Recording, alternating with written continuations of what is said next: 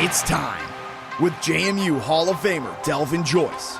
Joyce breaks a tackle and goes in for a touchdown. Another spectacular run by Delvin Joyce. Alongside one of the best signal callers in JMU history. Thad Lee, he's got plenty of room across the 50 to the 40. He should make it all the way to the 20, 15, 10, 5. Touchdown, James Madison University. Together, the duo bring their unique perspective to the podcast, breaking down all the things they're seeing about JMU football.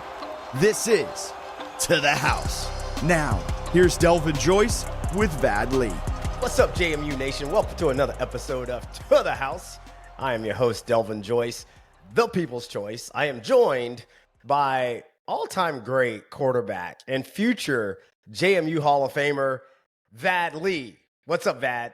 How's it going, man? What it do, man? It's been a while since I feel like it's been a while since we've been on, but I guess we're on every Monday. But it's been a while since the JMU Dukes have been on the field. And so it feels like it's been a while, right? Yeah, man. I'm really excited. Guess what, bro? Tomorrow is game day. How cool is that? We're recording on a Monday.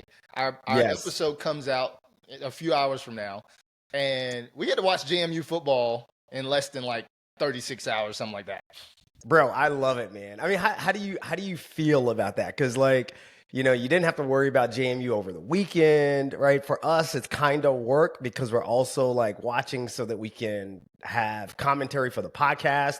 And we got to kind of take the weekend off, which is why you probably felt like it's been a while.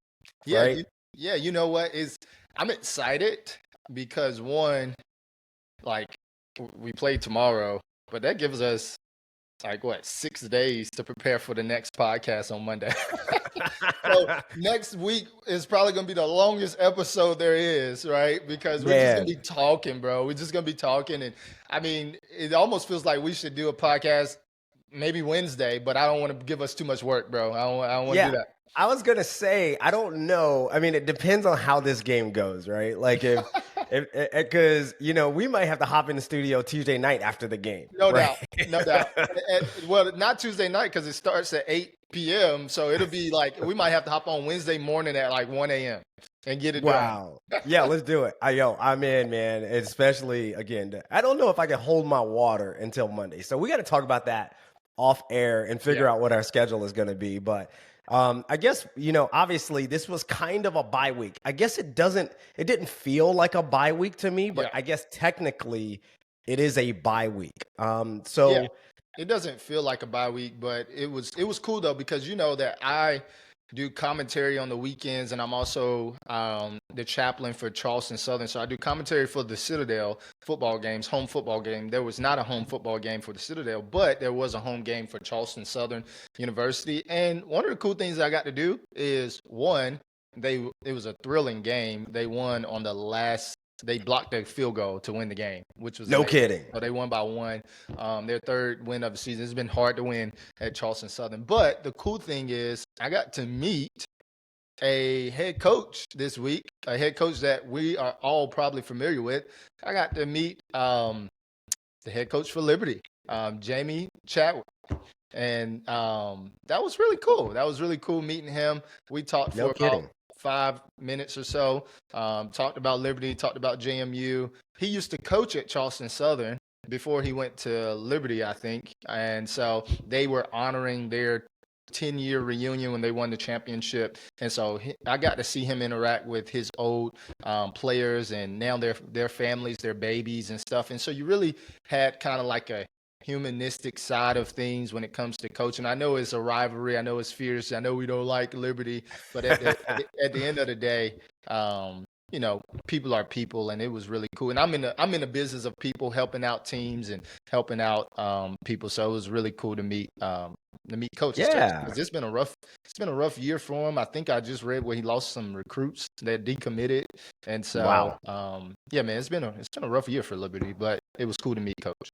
Yeah, that's cool, man. I've never met him. I have nothing against him. I think he's a really good coach, man. A really good offensive mind. And, I would imagine he's down at Charleston Southern, maybe recruiting a little bit too. I mean, That's a good point. It didn't seem like it. He was just there hanging out. He was mostly talking the whole game to his players. which was cool. It was cool for me to see. I'm big on athlete transitions, and so when you transition, you know this well, Delvin. Like you don't really your coaches were like on top of your list in terms of all time people, right? But then once you're done, it's kind of like you don't no longer talk to them anymore, and they're no longer available, and so it's kind of like weird, And so it Yeah, was really yeah. cool for me to see that aspect. Well, in college football, man, for coaches, it's ABC. It's not always be closing; it's always be recruiting. So, I love it. So I guess we're coming out of this bye week. We had some press conferences, we got some player comments. I mean, any notable observations for you about this JMU team coming out of this bye week or during the bye week? It feels free, and what I mean by that, it feels a little not relaxed, but a more of a freeing feeling. Like when you got guys that are going out and playing free and carefree, almost like you're not worried about a turnover, you're not worried about a mistake, you're not worried about being pulled out of the game. You're just playing with a freedom. Man, that's a scary team to play against because it's almost like you're playing with nothing to lose. A lot of times with successful teams, you're playing with this, I gotta make it happen. You're playing with this rigidness where it's like not as fun, not as freeing. You're trying to meet the standard of excellence. Think about guys like Alabama, right? Of course, they're doing better, than the beginning of the season, but there was a tense that was I'm pretty sure that was a tense and intensity about their locker room that wasn't freeing, that wasn't fun, that wasn't like, oh man, this is the child's game that we get to play. At JMU, I feel like there's a freedom there where it's like, man, we get to play this child's game and enjoy it. Well, and so that's part of what concerns me, right? Like, because Alabama comes out in that first game against Florida State, lays an egg against what has turned out to be what looks like a bad Florida State team again, right? So they lose to a middle of the road ACC team. And now that you call it, that tenseness creeps into the locker room and they go out and rattle off six, seven straight. Yeah. And so again, I want this JMU team to feel that confidence, that swag. I want them to feel like they are playing carefree, but I also want them to stay focused. And one of the things that I observed, as I was looking at, the press conferences, Chesney, and even Colin Hitchler, I feel like they are also trying to instill that in this team. I think Colin Hitchler, because all the talk, and everybody's talking about how they only gave up 1 yard in the third quarter and 9 yards in the fourth quarter against Old Dominion. And Colin Hitchler's like, all I've watched is the first half. That's what's keeping me up, right? And so I think that's the mentality, that never complacent, never settle mentality that I hope this team has, especially because now, Vad, they've caught the attention of the national media and the national press. So I guess, for you, have you seen some of this national, attention? Not a lot, right? Not like the Memphis and the South Florida attention, but some attention has now been shown on this JMU team. As I rank the national attention compared to, other moments in JMU history, sports history, I don't feel like it's a lot, right? I don't feel like it's a lot to fully manage. We know what it's like to get that main attention. We know what it's like to attract like ESPN and College Game Day. We know what it's like to attract these big entities to come in to see what JMU is all about. I feel as though we're kind of under the radar.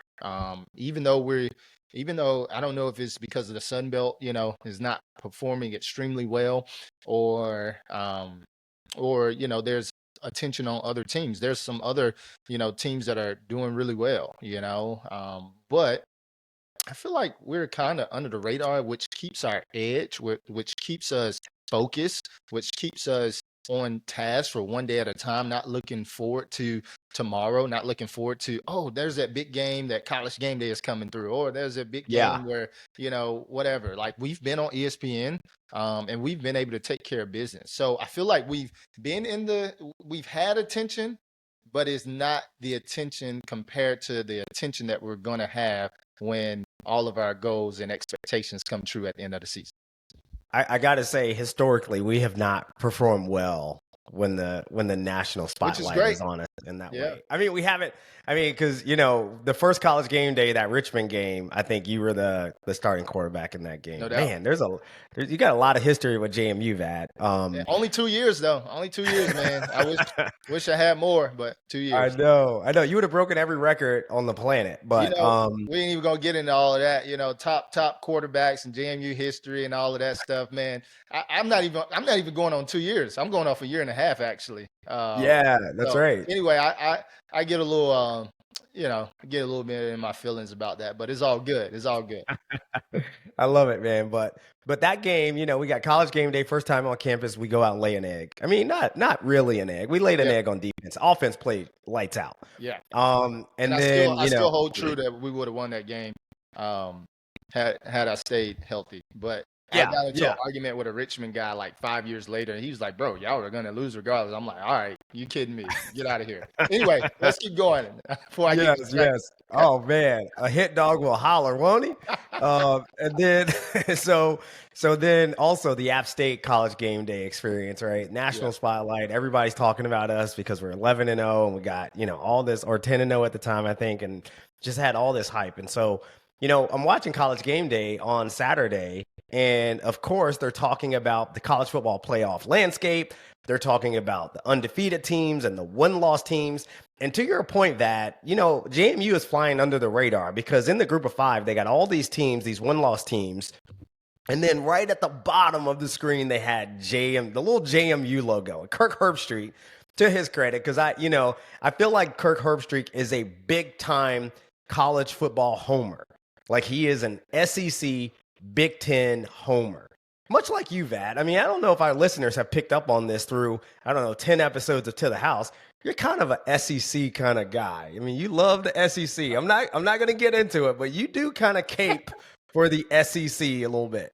I'm going to call you SEC Stan. Dang. But Kirk Herbstreit, let that sit for a second.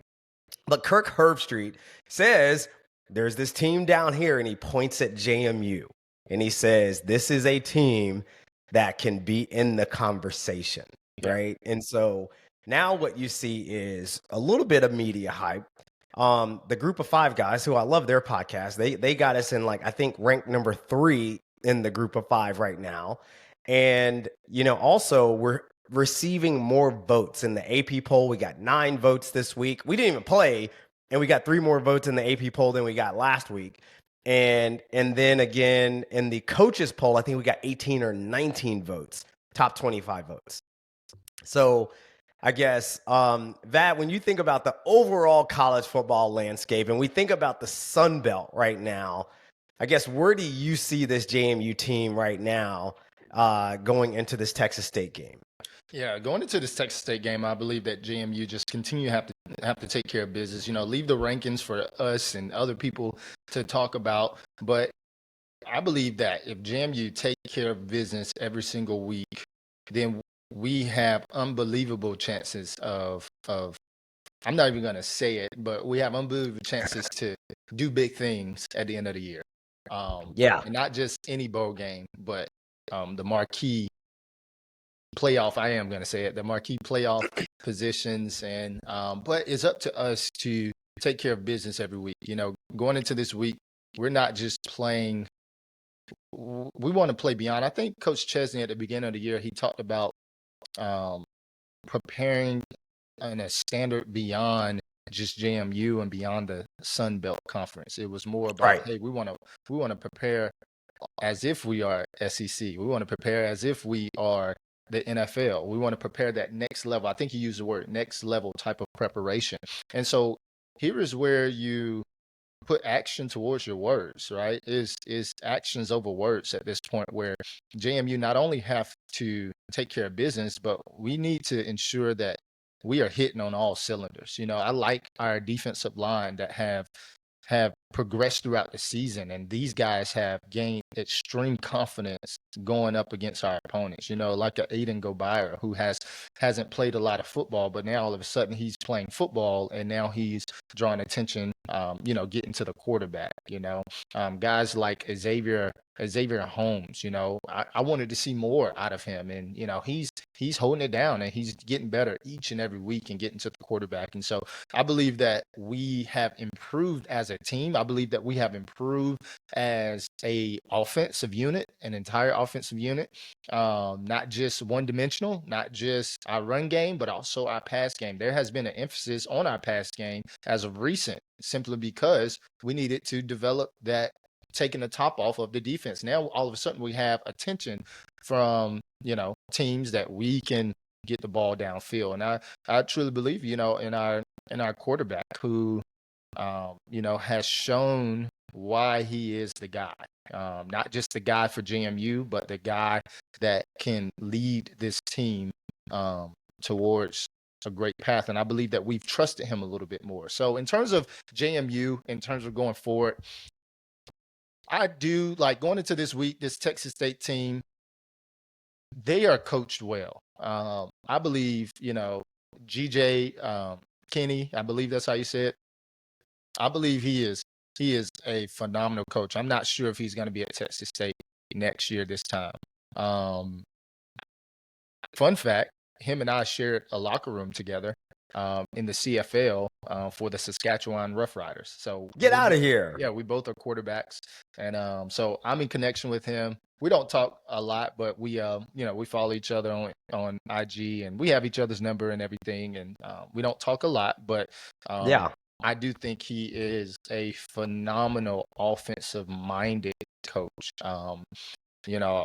Everywhere he's been, he has done extremely well. I think he's 31-15 as a head coach, and I think he started being a head coach at 32 or 33, my age, right? And he's 31-15 as a head coach, as a young head coach. He's 36 now, and so this team attracts big play potential. This team attracts the fireworks. This team attracts sparks, where that spark can turn into a flame, where if you don't control that spark, if you don't get that bucket of water and pour it out, man, it could be a bad day for you with Texas State. This team knows how to score points. And so if you're JMU, this cannot be a game where you go into halftime tied or down. It just can't be. And well, so, I want to come there in a second, because you're skipping ahead a little bit to the Texas State preview. But I mean, I'm 100% with you. I do think GJ Kenny is like a really great offensive mind. Having a kind of a tough year at Texas State. They're on a 3-game losing streak right now, and you got to think coming back home, having an extra couple of days to prepare for this JMU team. You got to think that he's cooking up something to bring home a win, break that losing streak. But I want to stay on the Sun Belt Conference for a second, because right now, to your point, JMU is in the driver's seat. I mean, all they got to do is handle their business. Yeah. And at a minimum, they can at least represent the East in the Sun Belt Championship game, right? Like they got a 1.5-game lead over everybody, essentially. Yeah. It looks like it's going to be Southern Miss coming out of the West, or even Troy, which I don't think Troy was on anybody's bingo card coming into the season as a favorite in the West. And, we knew that USM could be pretty good because they took Marshall's, conference winning team down to Mississippi. But it will be very, very interesting to see how the rest of the season shakes out.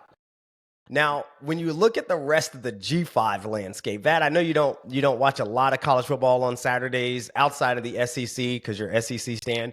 But when you think about the G5, right? We had a big upset in the G5 this week, right? I mean, that was huge. Did you watch that game, by the way? I did not. Did you?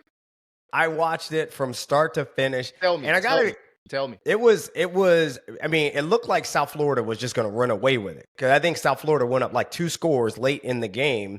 And then here comes Memphis roaring back.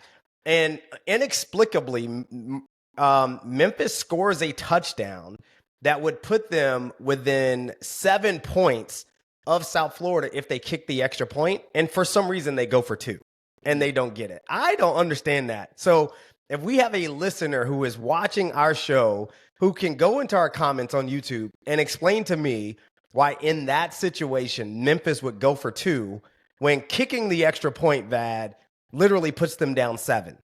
Instead, they go for 2, they don't get it. Now they're down 8. Now, fortunately, it still worked out for them. They somehow were able to still win the game, but it was just like kind of weird that they did that. But Yeah. it was a big win for Memphis. And I think it kind of shakes everything up, which sadly, South Florida loses to a one-loss Memphis team, and they just drop right out of the poll. They go from 18 to out of the poll. And then Memphis slides in at 25, the only G5 team represented in the AP poll, which I think is just trash. Right? Now, the other big part of that now, though, so with this shakeup, when you look at the G5 landscape, and again, we don't want the team talking about the CFP race, but we could do whatever we want because this is to the house. The other teams receiving votes, Navy, right, which I feel like Navy is there every year. The voters love Navy, and then all of a sudden Navy falls apart every single year. Yeah. Then there's Tulane. South Florida still ahead of us in receiving votes, and then San Diego State. And then there's us with 9. Now, Navy is 7-0 right now, but they've actually gone through the easy part of their schedule. And they didn't even dominate the easy part of their schedule. Now, here's who Navy plays next. They play North Texas this week, a 7-1 North Texas team. They play Notre Dame. Then they got to play South Florida. And then they got to play Memphis. And then they finish the season with Army. So I don't see Navy. I know Navy's kind of like the darling right now. If Navy wins all those games, they're in it. Even if they lost a close one to Notre Dame and win all the other American Conference games, they're going to take it. Yeah. Yeah. Navy, I mean, with that triple option, they're always in the game. Nobody. Always. Rarely do people want to play against that triple option system. And so, like, if you're at Notre Dame, that's a game that Navy could win simply because they have a long history of playing football. I mean, they were probably the first 2. They're somewhere in the first 2 rivalry in terms of like, man, this is a fierce Notre Dame versus Navy. And so, yeah, man, I it's interesting. I think this week will be a telling tale. I see a lot of things happening this week that could possibly get JMU ranked. I don't see Memphis winning out. I haven't really looked at their schedule. I don't know. Well, they still got to play Tulane, ECU, and Navy. Yeah. So you got Navy and you got those teams playing against each other. So that one of them are going to cancel each other out, and JMU is going to continue to slip up there. So, bro, again, it's about us taking care of business, and I do think we need a little style points. I do think we need some style points in terms of margin of win. We got some style, we got some big style right now in terms of holding teams less than 300, bro. That counts as entertainment. This is an entertainment business. And so I want to see JMU defense go against Alabama, SEC. There we go. So I want to see JMU go against, because that's entertainment. These powerhouse offenses where, you got a quarterback that's in the Heisman race versus, a JMU defense and only giving up less than 300 yards a game. Like that counts as style points. And so I think as we continue to progress our offense now, I mean, shoot, we're just coming off of 73 points. So, I mean, that's style points too. Let's be fair. And so 63 points. We need to continue though that trajectory of making sure that we win in style. But don't focus. I don't want us to focus on that, right? That's just me talking, right? That's just me.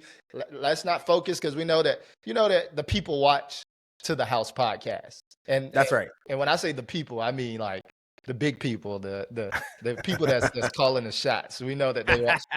We know that they watch To the House. Hey, they won't tell us, but we know, right? So it's a great segue, man, to this Texas State game because to your point, like this has all the makings. Like I know we've talked about a couple other games being potential trap games, but Tuesday night coming off a bye, coming off a big win, coming off a win where everybody's patting you on the back and saying how great you are, especially on offense and defense. I mean, this has all the makings. And to your point, against a very, very capable Texas State team who we've never played in San Marcos, right? Let me tell you about San Marcos. Tell me about San Marcos. Man, it's a beautiful spot. I mean, I can see why recruits will want to go there to play football, especially under their head coach, GJ, man. So I got a chance to visit there, and they've done some progression since I got a chance to visit there. But back in 2000 and I want to say 17 or 18, I think it was 17. But anyway, I got a chance to go visit there. By the way, shout out to Coach Withers. He has taken me everywhere he's been as a coach. Like, I have either had a job offer or he has brought me to come speak to his team, which I truly appreciate that. That's dope. That's amazing. Yeah, shout out to Coach. But anyway, I mean, they got the river that goes through campus where you get on the tubes in the summer, and that's just where all the students hang out and just sit on the tube. My wife and I, we took our baby, and we're just sitting in the tube going down the river with the other college students. I mean, it was an amazing scene, just really cool spot. And so the stadium itself is really a unique stadium where, you know, the highway is kind of like JMU, where the highway is cutting off the campus right there. But in terms of, I mean, the beauty of Texas, you know, in Texas, they do it big, right? Just the beauty of Texas football and that stadium can get electric. I mean, they're right there on the field, and it can be electric in that place. I haven't been during a game day experience, but everything I see from TV, man, when they're scoring points, it just looks electric in that stadium. So beautiful place. Yeah, I've never been to San Marcos. In fact, you know, I was in Austin last week for work, and I was like, man, if this work trip had timed up and been this week, I could have gone to the game because, you know, I'm terrible at geography. I had no idea that San Marcos was literally 20 minutes from Austin, right? I had no clue. Hey, I wouldn't have known either. Yeah, right. I was like, I should just extend my trip. But, you know, I was also corrected by someone when I said, yeah, JMU plays at Texas State. That's in San Marcos, right? Because I'm pronouncing it the way that you would say it in Spanish, San Marcos, right? And they were like, no, it's San Marcos, like Marcos, not Marcos. And the locals apparently call it San Marcos. Okay. Don't say San Marcos, which I thought was also interesting. Well, wisdom will tell me just don't say it at all. That's why you haven't heard me say it. I went off your lead, right? And I just repeat after the great Delvin Joyce. But yeah, man. All right. So here's the thing. I do hope, if you're right, I do hope that on a Tuesday night, people show up to this football game and that stadium is electric. Because the JMU football team, they do travel well in electric atmospheres. If you take out Georgia Southern, right? Because Georgia Southern, they do have a really good atmosphere there, and we never show up there. But everywhere else, you know, when the atmosphere is great, we play well. When the atmosphere is lacking, like say a UL Monroe or a Georgia State, that's kind of where we're a little lackadaisical. So I hope you are right. I hope that stadium gets absolutely electric because these players absolutely feed off of that. Yeah. I think. Go ahead. No, I feel the Kanye West song raising up in my spirit. All of the lights. Turn up the lights. We like the big lights at JMU. We like the glitz. We like the glamour. At one point, we was on our way in FCS. I mean, we had all the uniforms. We was on our way to being the organ of FCS. Now we're FBS, man. We've been doing it big since we arrived on the scene, and so we like the big scenes. That's just what we do. And so, man, I hope you're right too, man. I think Tuesday night, what else are you doing other than eating tacos, right? Tuesday night.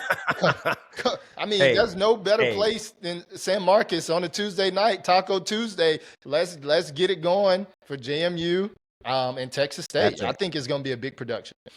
By the way, in Austin last week, I had so many breakfast tacos. I think I ate breakfast tacos every day. And I don't know why we don't make breakfast tacos in the U.S. in North Carolina, but breakfast tacos are elite.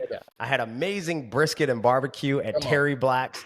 And I got to ride those, those scooters you see around town, those bird scooters or whatever. Have you ever ridden one of those? Oh yeah, bro. They're phenomenal, bro. They're absolutely fun. Just a quick intersection because it just popped in my head.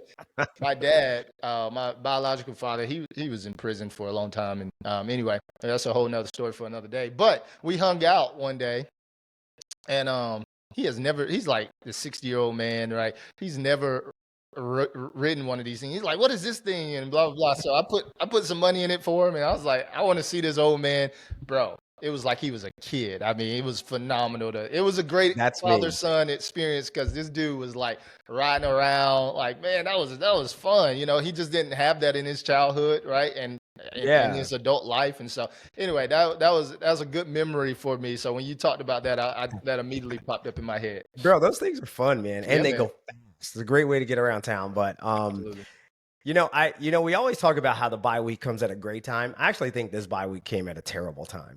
Like, I felt like the team had so much momentum coming out of ODU. I felt like the offense had found a rhythm and kind of found its identity. And now for us to have to put the team on the shelf for like 10 days and then come back out, I feel like that's not great timing for this team. I'm gonna disagree. I think going back to your earlier point about, these guys, feeling themselves a little bit. Maybe everybody's patting them on the back and things of that nature. This was an opportunity to reset and to take a step back from being a player and be a fan of college football and just watch football and as they are a fan, it now puts you in a space where on Saturdays you're used to playing, but you're not playing, so it gives you kind of that mindset of that appreciation and almost like that. Man, I'm ready to go. Like this. Forget this. Let's get on the field, and I don't have to wait until next Saturday. Oh, I get to play in 3 days, bro. I'm excited, but I'm also like, man, I'm also focused to the point where it's like, bro, when it's my turn, when it's our turn on Tuesday, national spotlight, the only game that's playing, let's ride. Russell Wilson. I think that's why it feels. I mean, I guess you're right too. It's not like a true bye week because they play 2 days from the Saturday, right? Like 3 days from the Saturday. So it's just such a weird. Yeah, it is weird. Tuesdays is weird, bro. It's weird, man. And to be fair too, the other point about it is it gives guys an extra opportunity to get healthy as well. Maybe some guys are banged up. Maybe some guys are just taking care of those little nicks and knacks and toe injuries and all that good stuff, toenails, and they get their manicures, they get their pedicures and all that good stuff, get dolled up and get ready for Tuesday. Yeah. Well, let's get into it a little bit. Right. I don't know if dolled up is the right. I don't want that. Well, the DBs, the DBs, they think they pretty boys, right? Hey, man, we got some DBs that's ready to rock. I mean, we got some DBs that's coming down here. Yeah. Our DBs are not pretty boys like that. But I've been on those teams where the DBs are like, oh my God, make sure my armbands are perfect and all that. But I mean, our DBs are actual dogs. No doubt. Right? No doubt. Even our receivers are like, I don't consider them necessarily pretty boys. Those guys know how to grind. And I mean, with a run game like JMU, you got to know how to get downfield and make blocks. Yeah. So Texas State, man, we talked about that 3-game losing streak that they're coming off of. They lost to Arkansas State by 1 point. They lost to Troy in overtime by 1 score. And then they lost to Marshall last week, or the last time they were out, in double overtime. And so this team can absolutely score points. And so Vad, I guess when you look at, this JMU team and this Texas State team, what would you say the JMU team has to do to win this game? We have to control the ball. I'm looking at time of possession this game. The reason why is because when you have an explosive offense, you don't want to keep giving them opportunities to get it right. When they get it wrong, you want to capitalize on them getting it wrong. If they throw an interception or fumble the ball, we want to create turnovers on defense. And then on offense, we have to truly capitalize that, because if you are giving this team ample opportunities to score, then they are going to take advantage of it. And of course, we have a phenomenal defense. So it's not all on the defense, it's on the offense as well. And so in this game, we need a total team domination. Right, we need to dominate on offense, and we also need to dominate on defense and in special teams, ensuring that we don't give them an extra play. You know, one of my fears about this game is that they will get an extra play in the special Possession. teams. Yeah. You know, and they don't need help scoring the ball. So when you know that they don't need help scoring the ball, we can't do anything to help them score. And so I think that's one of my I guess pillars or circles where I'm like, hey, don't give them an extra possession. Don't give them an extra easy touchdown where something catastrophic happens, right? And so I think that our offense need to not just score, but we need to, it's how we score. You know what I mean? Yeah. Like, Yeah. like, of course we want big plays. We want Alonzo to, run a 60-yard touchdown, and we want our receivers to make some big plays and to get our run game going. However, I believe that this is one of those games that we want you to feel our weight. And what I mean by that is we want you to feel our weight on offense, and we want you to feel that pressure of our offensive line and our defensive line putting our weight on you and saying, hey, we are coming and we are stronger than you. We are imposing our will on you, per se. So that's what I kind of want to see. Yeah. From the game. Yeah, I think it's kind of a combination, and I might get some backlash for saying this, but I think it's kind of a combination of that Georgia State game plan and maybe the Georgia Southern game plan. Which, you for hated me, the Georgia State. What do you mean by that? I that's what I mean. That's why I'm getting backlash. But I hated that game plan. But I think, in the Georgia Southern game, we kind of opened it up a little bit. Like we had some dynamism in the offense, right? But at Georgia State, to your point, we were like, we're going to impose our will, and we imposed our will in the second half of that game with our running game. And what that does, again, if we can better execute that, we keep this explosive Texas State offense on the sideline. Yeah. Now, I'm not saying I want to go out and run the ball 60 times this week. What I am saying is that we just got to stay ahead of the chains, control the ball, play kind of a possession game, but a possession game that's geared towards also allowing our playmakers to make explosive plays, which is not what we saw at Georgia State. Yeah. Yeah. You with me? Yeah. Yeah. I mean, I think we are on the same page. That at Georgia State wasn't necessarily going downfield. It was almost like a triple option mindset. 3 yards, 4 yards, and a cloud of dust. Right? That's every head coach or every offensive coordinator for an option offense. That's what they think. And to be fair, sometimes you got to go into game plans with that type of mindset where it's like, hey, we gotta put our weight against them and put our big boys let our big boys win the game. This game, I do, like you said, I do feel like we need that, but I also know that in order to succeed in doing that, we have to also take shots down the field as well. Right. Allow our receivers to continue to thrive off of the performance they just had, right? Because for 2 or 3 weeks straight, I was kind of not questioning, but I was putting onus on the receivers like, hey, y'all gotta come up. Y'all gotta step up. And they've been able to answer the bell. And so now we want to not go backwards. We don't want to go backwards. We only want to go forward because that now opens the run lanes up. And to be fair, this Texas State team runs like a 4-2-5 defense. And you know who else played 4-2-5? Louisville and Georgia State. Both of those games, we scored 14 points. And so when you look at this Texas State team, as we dive a little bit more into it, this team is 2-1 at home. And the one loss, like you said earlier, they lost in overtime. And so versus against a great Troy football team.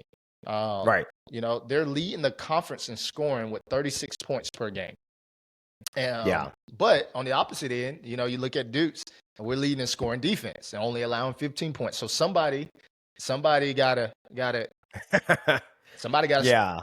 something's gonna happen, right? And so I think that, you know, as we look at Texas State, they scored 52 points at home, 606 yards. They scored 35 points at home, 400 yards of offense. They scored 41 points at home, 574 yards of offense. And so this team knows how to score, and they know how to score at home, and they know how to get the fans behind them. And so again, like I said earlier, this can't be a game where we're going in at halftime tied up, or, you know, we're going in and or down, you know. So far on the road, we haven't been the greatest. And so I think we all can say that we've played better at home.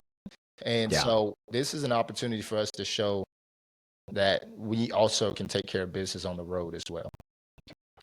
Yeah, you know, I'll push back on the second half part of it. You know, I listened to the Monarchist, which is like an Old Dominion fan podcast. Mm-hmm. And one of the things they said going into the JMU ODU game is they said, well, we got to make sure it's not close at halftime, because this JMU team is a second half team, right? And I believe if this game is close at halftime, that is 100% to our advantage, because, Vad, if I were to add up what we've scored in the second half and what our opponents have scored in the second half of this season, we are actually outscoring our opponents 125 to 35 in the second half of this season, right? So that's incredible, man. Yeah. I mean, when you think about 125 to 35, I mean, it's absolutely insane. And so I'm okay if it's kind of a close game, because I know that those adjustments have been there. And Texas State has been known to give up first half leads. Yeah. You know, they were up at Troy 21-0, and then Troy comes back and wins the game. Yeah. Right. So they are not the second half team. Yeah. And that Troy game was at home, by the way. Yeah, no, I think that's an incredible stat. Thank you. Shout out for you for bringing that up. I'm still not comfortable there. I love being a second half team, right? We love, because at the end of the day, the game of football, you want to put your team in a position to win. And when you put your team in a position to win, you know, your chances of winning, you know, are high. And so at the end of the game, I mean, like, we want to put ourselves in position to win at the end of the game. And so I think we've done a phenomenal job of doing that all year long. Even with our one loss against Louisville, we put ourselves in position to win the game. You can talk about schematics, you can talk about the game plan and all that good stuff. At the end of the day, we were in position to win. And so I do think that we have the stamina and we have the leadership to be able to pull out these games. However, being on the road on a Tuesday night, which is just still weird. I just, you know, I don't want to rely on second half adjustments. I'd rather go into this game like dominating from the very beginning, and then kind of just riding the wave. Not saying coast. Yeah. And by the way, I'm with you, man. Like, I would love nothing more for this team to come out and have a fast start and just dominate from first quarter until fourth quarter. Yeah. Because I mean, listen, my heart can't take it. Like, I can't take, you know, the second half adjustments. No doubt. But I think the other thing that, again, for JMU, if they take care of the football, specifically Alonzo, he's going to have the ball in his hand the entire game. Got to take care of the football. I'm not saying don't throw picks, but you can't fumble the ball, right? Like, you can't do these things that would give this explosive Texas State team more possessions. Yeah. And then the other thing for me is that they have to limit the explosive plays for Texas State. Yes. I mean, if you watch this team play, they thrive on explosive. Absolutely. It's not necessarily driving the ball down the field in chunks. It's big chunk plays down the field, right? So let's talk about this Texas State offense for a second. And of course, the first thing that jumps off the page for me is their redshirt freshman quarterback. I can't believe this guy's a redshirt freshman, but their redshirt freshman quarterback, Brad Jackson, Mr. Jackson, if you're nasty. So what do you think about him? Have you seen him on film? And what are your thoughts on on what his ability is to change a game. Man, I just got these songs that's in my head. This week is like I don't know what's going on. Little Janet Jackson for you there. Yeah, but sorry, Mr. Jackson. I think Outcast. It was really sorry, Miss Jackson. But That's right. we're going into this game saying sorry, Mr. Jackson. I am for real. JMU is for real. Like you said, he's a redshirt freshman. We have to ensure that he feel us every single play. Even when he throws the ball, we have to have somebody in his face. I don't know how tall this guy is. I think he's like 5'11", maybe 6 foot, but he seems like he looks like a short guy where we have to get our hands up. And there's a fine line between getting your hands up versus just going in for the sack, because if you're getting your hands up, that means you're not pursuing, right? So you kind of gotta know situational. You gotta have situational awareness if you are a defensive lineman. Where if it's 3rd and long, like, hey, we want to have our hands up a little bit. We want to be able to bat the ball down, but we also want to apply pressure to the quarterback. And so, with this guy, I think he is, I mean, like you said, he's playing beyond being a redshirt freshman. But it goes back to their coach. Their coach was a quarterback. Again, we shared the same locker room in Saskatchewan. The guy could throw the ball. He played with the Eagles. I think he was with Rashard Davis, one of JMU's alum, the wide receiver. They were on the Eagles team together when they won the Super Bowl, and so I think they both were on practice squad or something like that. And so anyway, this guy has a phenomenal offensive mind where he can develop quarterbacks. You see, he took McLeod, one of our guys who transferred over there, JMU, Jordan McLeod, 2 or 3 years ago, and he did a phenomenal job playing quarterback there as well, and further developed his skills as a quarterback. And so when you look at this Brad Jackson guy, I think he's in total control of the game plan. They do a lot of different things with their offense where they do some motion, they spread it out for him. A lot of times when you spread out a defense, you make it easy for a quarterback to be able to read the defense, because a defense kind of got to show your hand if everybody's spread it out. Like, you can't just stay in disguise the entire time. And it's not like that they start off in a spread it out formation. Sometimes they'll motion to it. And so that creates some confusion on defense, and that creates an extra layer of communication if you're on the defense. And so as an offensive scheme, I think they do a phenomenal job. This guy he's mobile as well. He had, I think he has one of the longest carries in the Sun Belt so far of 63 yards. It may be the longest, but he has a scramble for 63 yards. And so we have to be able to contain the quarterback as well. Yeah, I mean, the key on their offense, man, is the quarterback. Like, this guy's driving everything. So much so their offense is first in the Sun Belt with 488 yards per game and 36 points a game. I think you mentioned that earlier, right? We're our offense, by the way, which you would not know it, right? But we're 3rd in the Sun Belt with 432 yards per game. And ODU is 2nd. In fact, I think ODU might have been in that first place spot before we did what we did to them last week. But Brad Jackson, this kid is a smart, explosive, dynamic playmaker. And when I say smart, I mean, he was recruited by all the Ivy League programs. So that speaks to his ability as a redshirt freshman, as a very smart kid, to do a lot of things right. He doesn't do a lot of things wrong. I think a lot of people have a tendency to look at him and say he's a poor man's Colton Joseph. But I would actually take issue with that, because this guy actually takes care of the football. Like, he doesn't turn the ball over like Colton Joseph. He's had multiple 400-yard passing games. He only has 2 interceptions on the year. He extends plays with his legs. He gets out of the pocket and does a great job, to your point, of putting the defense in a bind. Right? Like, because he gets out of the pocket and he's still looking downfield to throw the ball. Yes. So I either got to make a play on you as a runner, or I got to still try to defend the pass. And I think he does an exceptional job of that. Yeah. And he's just sneaky good, man. Yeah, and to that point, man, there's not a lot of quarterbacks out there that get to play for their home university.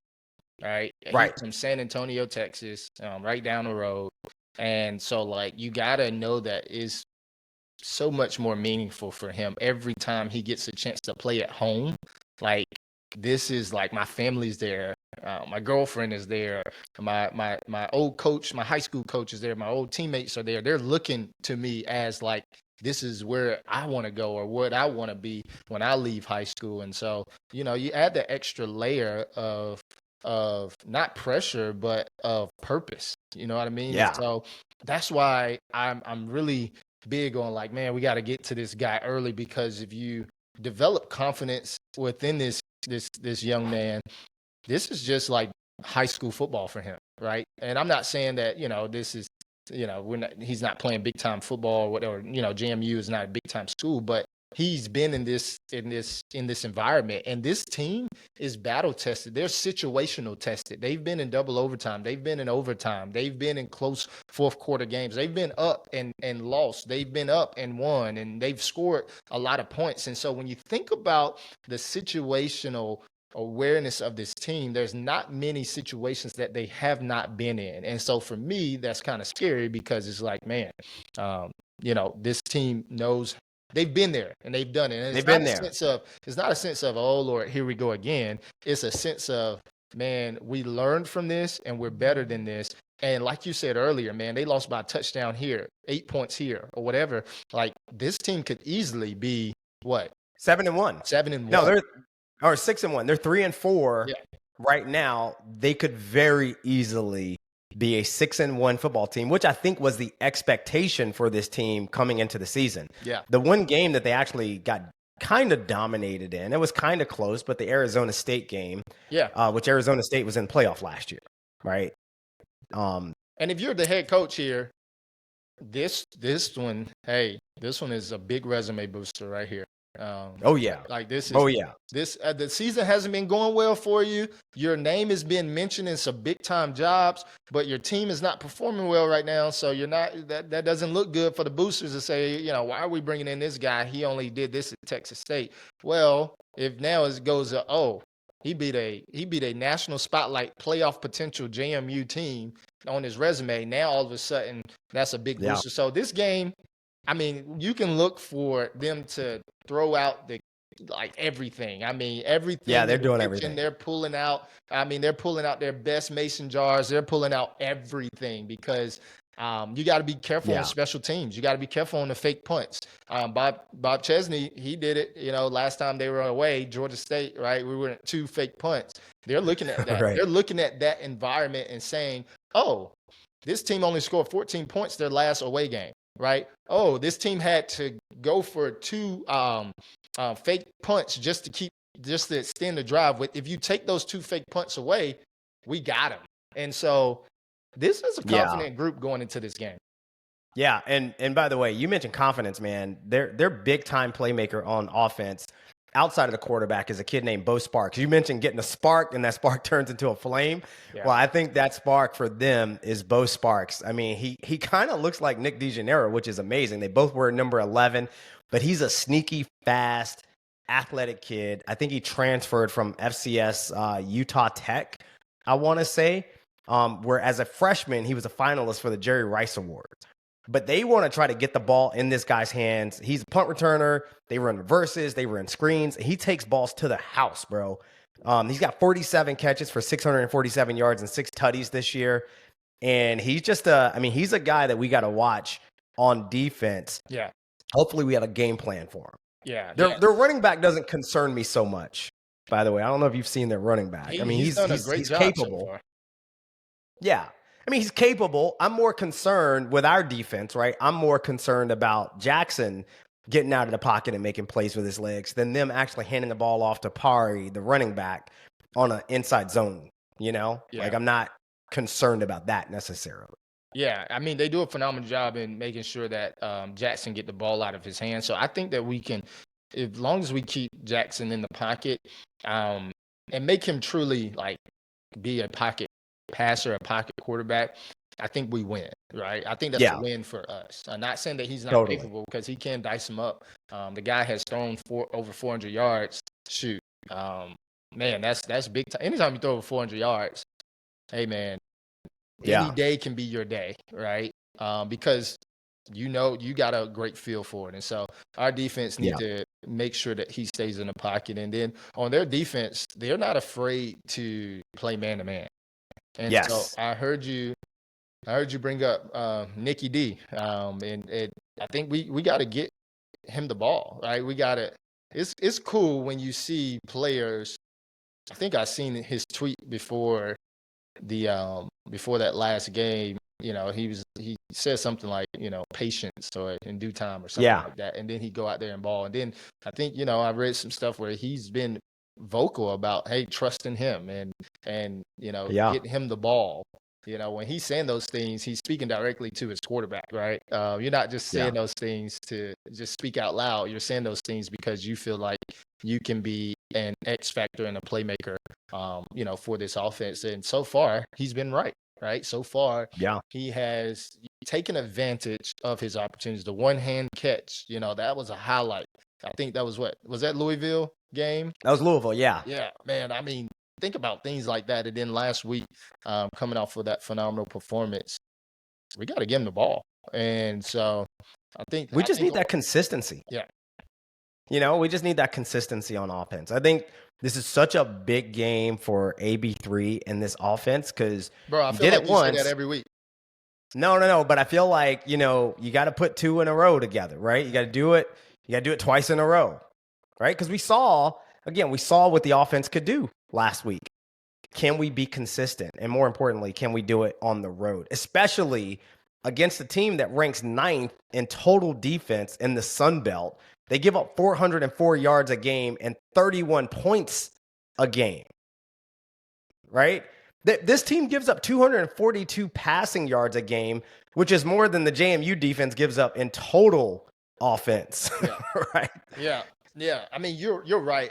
I don't necessarily word it in a space of AB3 has to have another great game or phenomenal game. I word it in a way where our offense, when I say our offense, that includes coaches, that includes everybody on the offensive scheme, because that includes our wide receivers getting open, right? Yes. I have no doubt.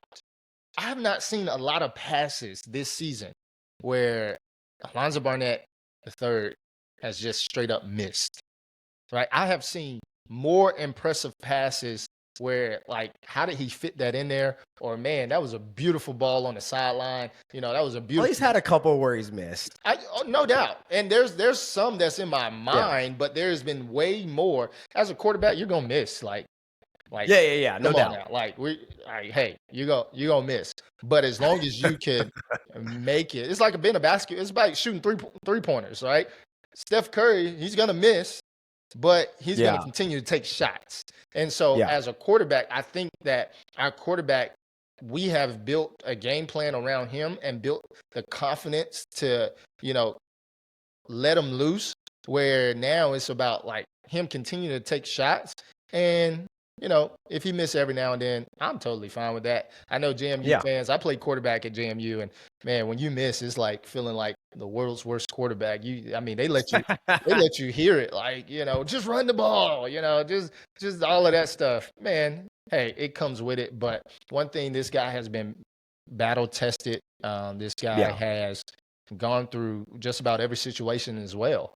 He's gone through injury. He's gone through being benched. He's gone through splitting time. He's gone through, being yanked when something didn't go right. But now he's going through being the guy, no matter what, right? No matter if there's a tough game, if there's barely throwing for 75 yards in an entire game, referencing Georgia State, right? Now he's going from, that's okay. It's not okay, but it's okay because we are building an offense that is around him, that's giving him the confidence. And by the way, we came out with the dub at the end of the day. And so I feel very good about where our offense is progressing.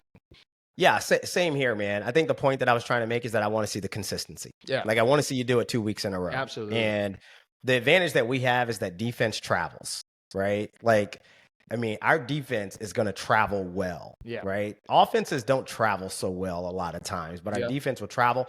But if we could put it all together, play complementary football, AB3 comes out and shows again that he's the Sun Belt Conference Player of the Week one more time, Yeah. then I think we could run away with this game. Because this Texas State team at 3-4, they're 0-3 in the Sun Belt. I mean, they're looking for a reason to quit, if you ask me. And we got to go out in the first quarter and reinforce that negative belief for them. Yeah. Coming off a double overtime loss, man, that stings a little bit. Coming off 2 losses in overtime, it can play out 2 ways. Maybe they have a great sports psychologist over there that's turning this thing into positive, right? Because you can turn that into a positive. However, the reality of being close, you know how like when you get to the championship game and then you lose, like sometimes you rather much like just lost and not even get there, because it just hurts so much more when you're so close to it and it doesn't happen. And so for them, they've been so close and it hasn't been close. It hasn't been able to work out in their favor. And so that can work out 2 ways. And tomorrow we're going to see which way it works out.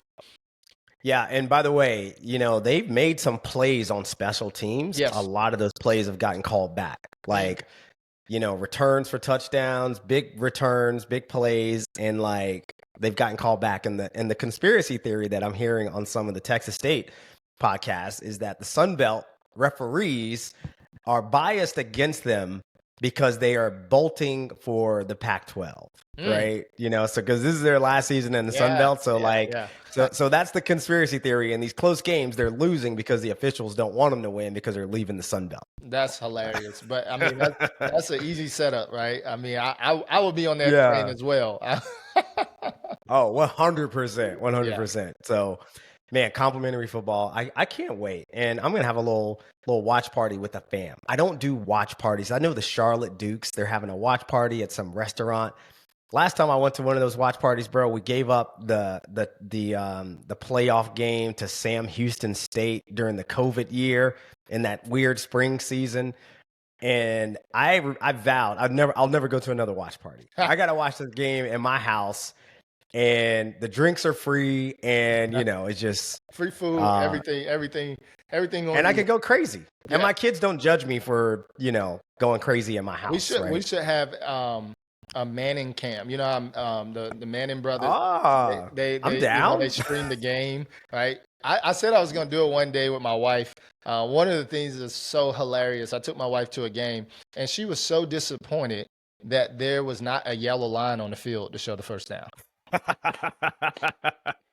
She's like, how do I know they got a first down? That's hilarious. Trying to explain that thing to her was just, it was just like, dang, she felt cheated. She felt like the game cheated her because all the games she watched on television, there's a yellow line showing where the first down marker is. And so for her, she's like, why wouldn't they do that? This is dumb. Like they just cheated me. And so funny. Anyway, that is awesome, man. It'll be fun watching the game, but maybe one day you and I can, can give live commentary. How cool would that be? I mean, we both are commentators, right?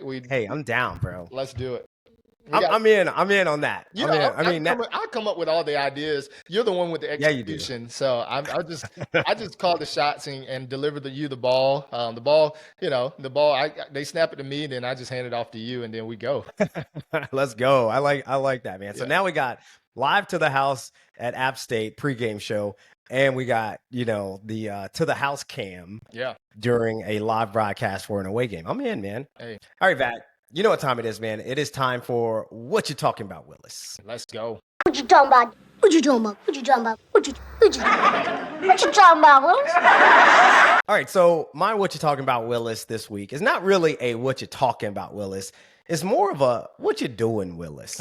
And so because JMU didn't play this week, because I wasn't traveling to watch JMU play, I got a chance to watch a lot of college football. And there is this phenomenon right now that I don't know if you have the same observation, but when they have the guy come back to his alma mater, the NFL guy who's on his bye week, comes back to his alma mater to see the team play, and they interview him on the sideline.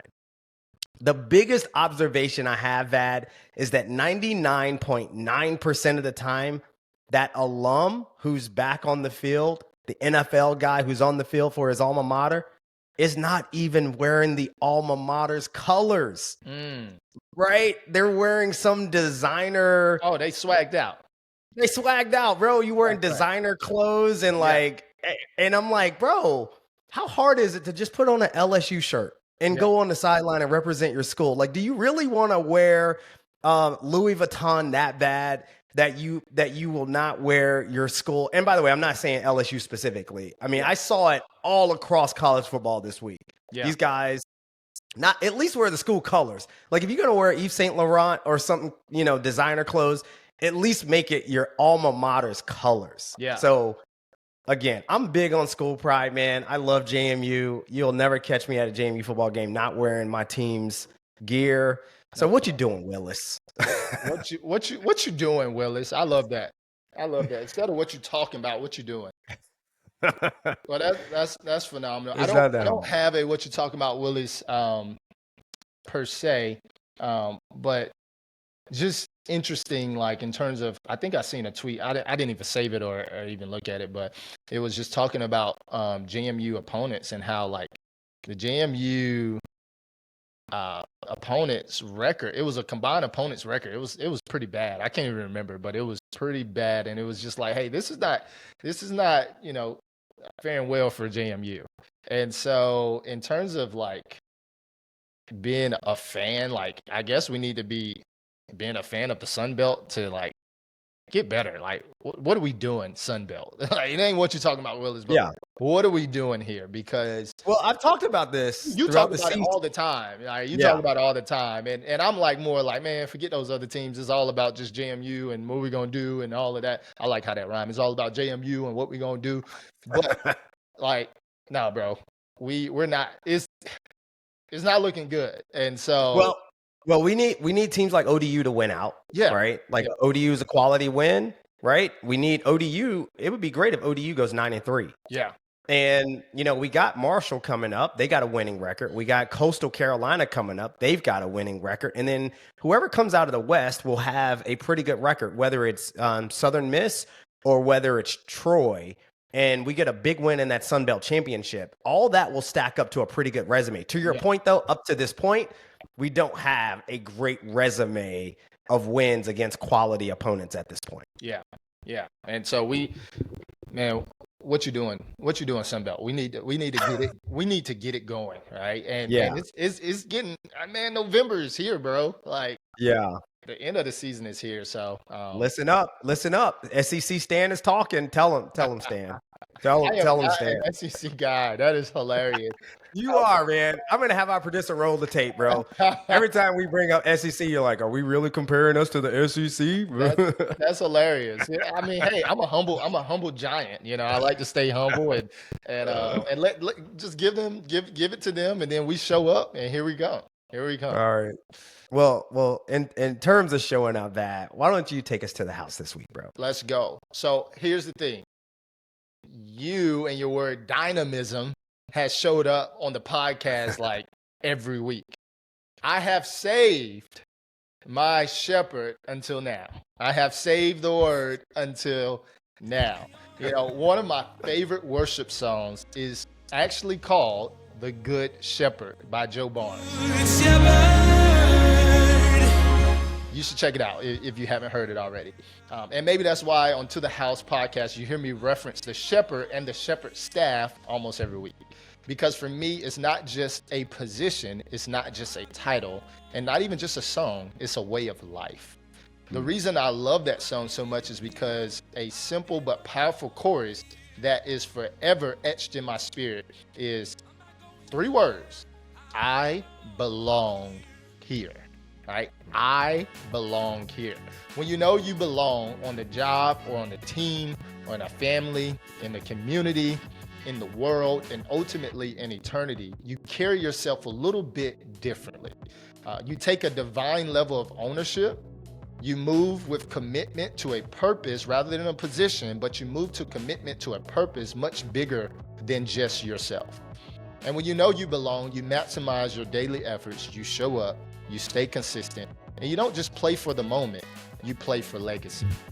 That's why when I go and speak to teams and organizations, my main mission is to make sure every individual is seen and reminded that they belong. So to the listeners, to the house, to the podcast, to the house podcast, sorry, hear me clearly. We see you. I see you. And despite whatever challenge, obstacle, or setback that you may be facing today, you belong. And just like JMU stepping into the national spotlight on Tuesday night, where there's only one game happening, where everybody get to go and check out the dudes, it's a reminder that JMU, we belong. And it doesn't matter what the rest of the Sun Belt is doing, right? It doesn't matter if they're not really stacking up. What matters is we show up week in and week out.